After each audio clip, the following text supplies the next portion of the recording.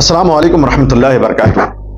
दोस्तों, बड़े अफसोस के साथ कहना पड़ रहा है, बहुत ही शर्मिंदगी का मकाम है, बहुत ही शर्मिंदगी की बात है, बहुत शर्मसार होने वाली बात है कि हिंदुस्तान के अंदर मुसलमानों की इज्जत को किस तरह तार तार किया जाता है, किस तरह पामाल किया जाता है, किस तरह इसके साजिश की जाती है। सबसे पहले कि हम तो इल्ज़ाम किसी और पे लगाते हैं, हम तो गलत किसी और को कहते हैं, लेकिन कहीं ना कहीं कमज़ोरी अपने अंदर है, क्योंकि हमारी ख्वाहिश ही इतनी बड़ी है, इतना ज़्यादा है। हम ये चाहते हैं कि हमारी बच्ची जो है बहुत ज़्यादा पढ़ लिख ले, हमारी बच्ची डॉक्टर हो जाए, इंजीनियर हो जाए, साइंटिस्ट हो जाए, कैसी भी करके हमारी बच्ची वो मुकाम हासिल कर ले जो किसी की बच्ची ने ना किया हो। ये सबसे बड़ी कमज़ोरी है। सबसे पहली चीज़ ये है कि आज के मुसलमान अपने बच्चियों को इस्लामी तालीम से दूर रख रहे हैं। उसकी कमज़ोरी यही है। पहले अपने अंदर की कमज़ोरी ढूंढो कि हमारी बच्ची कर क्या रही, हमारी बच्ची कहाँ जा रही है, क्या कर रही है, किससे मिल रही है। इस वीडियो में आप देखेंगे कि एक मुसलमान बच्ची ट्रेन पकड़ने की कोशिश कर रही है और एक लड़का दौड़ता हुआ जा रहा है और उस बच्ची का हाथ पकड़ता है और फिर खींच कर लेके आता है। और फिर वहां होता क्या है, इस वीडियो को देखिए। पहले में खड़ी एक मुस्लिम युवती ट्रेन पकड़ने जा रही है और ऐसे में एक हिंदू युवक उसको हाथ पकड़ता है, अपनी तरफ खींचता है, खींचते हुए लाता है और खंबे का जो पिलर, जो बैठने का एक ओटा बना हुआ रहता है, उस प्लेटफॉर्म पर लाकर उसे जबरन बिठाता है।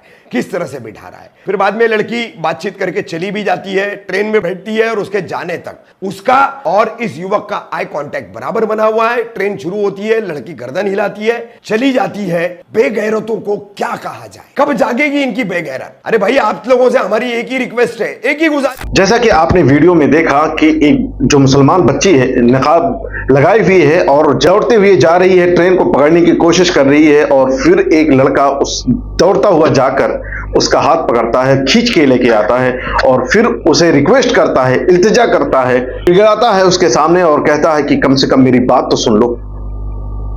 और वहां पे तमाम लोग मौजूद होते हैं, नकाब पहने हुई औरतें मौजूद होती हैं, एक बुजुर्ग शख्स वहां पर मौजूद होता है। वो कैसे उससे कहे कि तुम ये क्या कर रहे हो।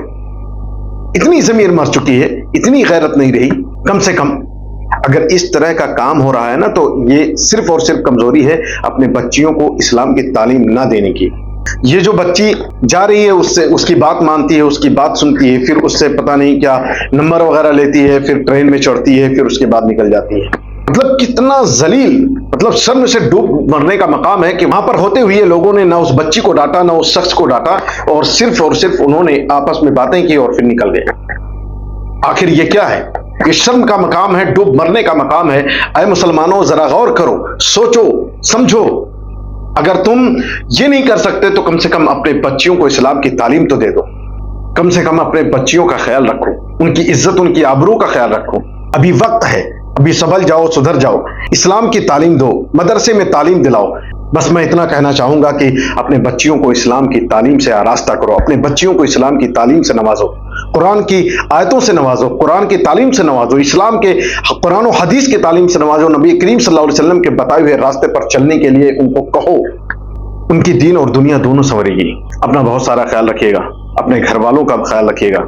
अगर आप हमारे चैनल पर नए हैं तो हमारे चैनल को सब्सक्राइब कर लीजिएगा और बेल आइकन को जरूर दबा दीजिएगा, इस तरह की नोटिफिकेशन, ताकि सबसे पहले आप तक पहुंच सके। अल्लाह हाफिज, फी अमानिल्लाह।